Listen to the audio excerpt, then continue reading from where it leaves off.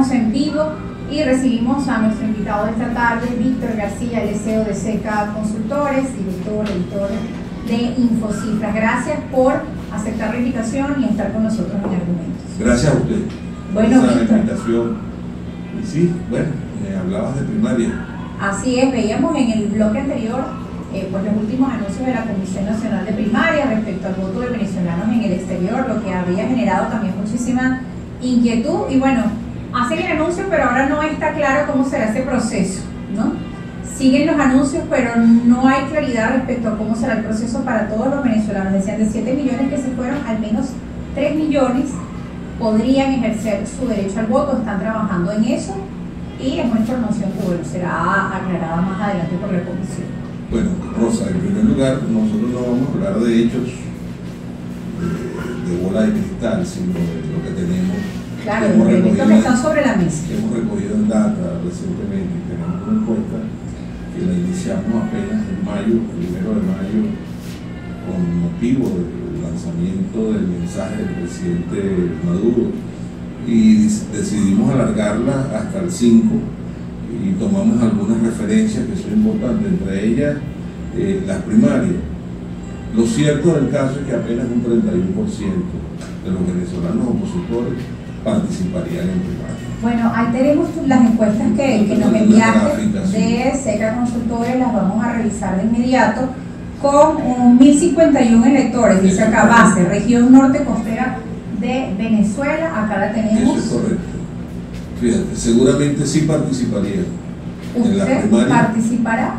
Usted participará en las elecciones primarias de la oposición, seguramente sí, el 31%. El 31% de esa base, que son 1051 electores, seguramente no, 54%. Y uno sabe, no contesta, que se ubica en un 15%.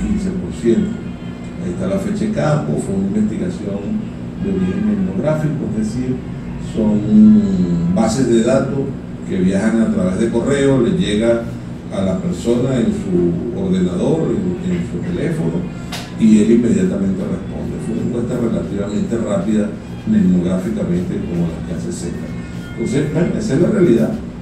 Esa es la masa opositora que está votando. En estos procesos, dentro de una elección primaria, también entendemos que no es toda la oposición, sino el grupo de la plataforma unitaria o los participantes allí, pues también hay quienes han anunciado sus candidaturas de forma independiente, como la Alianza del Lápiz con Antonio Carlos, por mencionar un ejemplo. Y muchas personas pues también consideran que no sería secreto el tema de participar en una elección primaria su voto, o que podría haber otra lista de tascón, pues ha sido también otras de las inquietudes, ¿no? Eso es lo que argumentan algunos sectores políticos de la oposición que no les gusta la tesis de que sea el Consejo Nacional Electoral quien vaya a tomar los votos en este proceso. Entonces ese es el principal argumento para no querer al Consejo Nacional Electoral. Sin embargo, bueno, después vendrán las elecciones y van a tener que llevarse por el Consejo Nacional Electoral, porque eso es lo constitucional, digamos así. Ahora, yo creo, Rosa, que los analistas políticos están hablando mucho de la oposición, pero están hablando muy poco del sector oficial. Y el sector oficial también tiene sus problemas y muy graves. El tema de corrupción, por ejemplo. El tema de la corrupción administrativa de PDVSA, bueno, los venezolanos casi en un 80%, 76%, no recuerdo bien exactamente. Pero aquí tenemos esa segunda gráfica donde hacen esa pregunta sobre, en su opinión, el presidente Nicolás Maduro conocía la trama de corrupción de PDVSA. Es la segunda gráfica que has traído para compartir. Es así, con los y aparece un porcentaje sumamente alto. 78% dice que sí la conoció. Así es, casi el 80% de los venezolanos consideran que el presidente Nicolás Maduro conocía de la trama de corrupción del señor El Aizamí y su cómplices.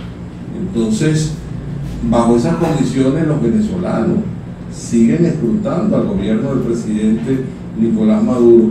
Y además de esto, hay que agregarle, bueno, un pésimo mensaje el día 1 de mayo, donde lo que anunció no fue mejoras salariales, sino bonificación del salario. todo el mundo esperaba, todos los venezolanos esperaban que se aumentara el salario mínimo a unos $200, a unos $400, y bueno, y de repente les surgen con esta dádiva a los trabajadores de una bonificación de un 40% con relación al bono de guerra y un 30% con relación a la cesta TIC, que es el aumento que hay, pero bueno, de bonificación. La gente dice, bueno, con esa bonificación nosotros nos vamos a contar con jubilaciones, con prestaciones, porque nada de eso se va a las jubilaciones, a las prestaciones. ¿Por qué? Porque son bonificaciones. Y eso cayó muy mal en el sector trabajador, en el sector laboral, tanto en la educación como en el sector de la salud.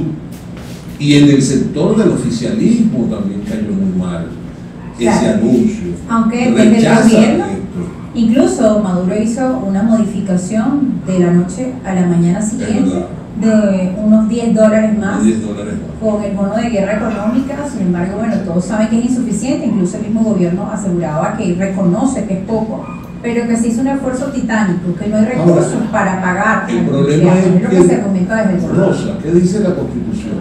La Constitución, claro, está muy claro, el artículo 91. Establece en su artículo número 91 que el salario mínimo de los trabajadores debe ser tomado en cuenta con un equivalente a la cesta básica del trabajo, la cesta básica alimentaria. Y la cesta básica, $500.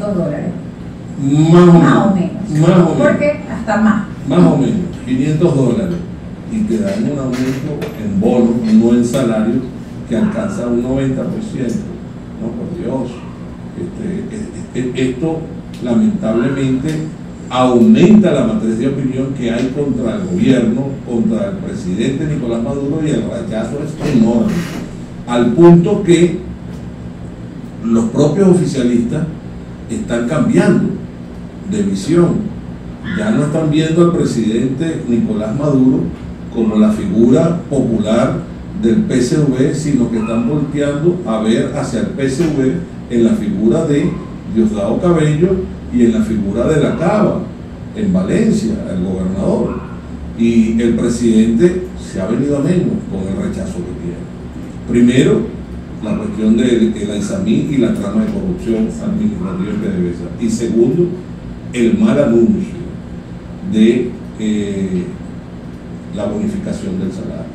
Y que mientras estos hechos de corrupción ocurren de un lado y del otro, porque también hemos entendido los casos de corrupción en Monombro, casos de corrupción en PDVSA, montos astronómicos, y se le dice a la gente no hay dinero para aumentarles, pero sí alcanzó ese dinero para una cantidad pues de despilfarro de personas con mansiones fuera de nuestro país y mucho más, ¿no? Autos de alta gama. Bueno, ustedes han visto algunas imágenes ofrecidas por el fiscal de Rodríguez Sá. En apenas hace unos días nos anunciaron que los Estados Unidos habían liberado 347 millones de dólares, que se los entregó ¿a quién?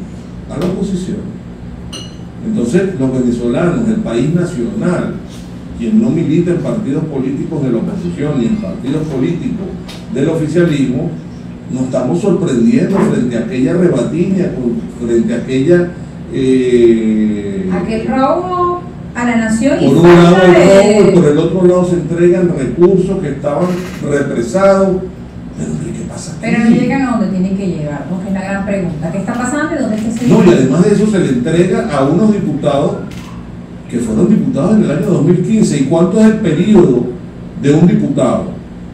Del 2015 al 2023, ese periodo de esos señores está completamente terminado, fenecido, fallecido, y todavía siguen manejando recursos del país. Bueno, y además que esto vuelve a agravar el tema de las negociaciones entre Estados Unidos y Venezuela, que no, pero es que hay razones para que los venezolanos estemos enardecidos frente a lo que está ocurriendo en el país. Esto es una rebatiña lo que hay en el país de recursos. Ahora, Víctor, ¿a quién corresponde dar las respuestas al país? ¿A quién le corresponde dar la cara? Porque mientras todo esto ocurre, los venezolanos están allí bajo situaciones de salario lamentables, Si van a un hospital, no hay recursos para atender, tiene que la gente pagar todo por su cuenta porque hay una privatización de la zona encubierta. No pueden acceder a los alimentos, un niño falleció por comer de la basura y no encontrar además atención hospitalaria. Lo que estamos viendo es muy grave. Esto es solo un ejemplo de muchas cosas que pasan al interior de nuestro país y qué pasa cuando hablan de una revolución humanitaria, yo no sé si o una oposición que dice que va a buscar recursos para esa ayuda humanitaria. Yo no sé si tuviste que en estos días yo publiqué algo, cosa que no me gusta hacerlo, porque yo tomo muy en serio el programa Semana Deportiva a través de infocifrastv.com, y en estos días salió una niña, estaba en el entrenamiento cuando la íbamos a entrevistar. Señor, no puedo. Me llamó la atención aquello, ¿qué le estará pasando?